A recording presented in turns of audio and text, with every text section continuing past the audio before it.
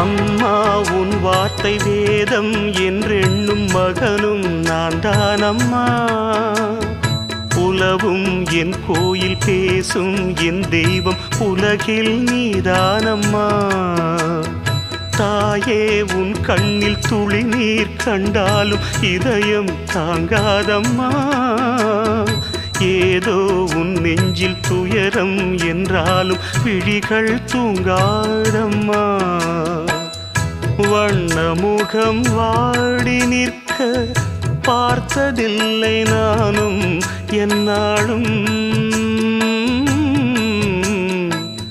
வாடை கொஞ்சம் கூந்தலை ஆடை கொண்டு மூடிட வருத்தம் என்ன இந்நேரம்.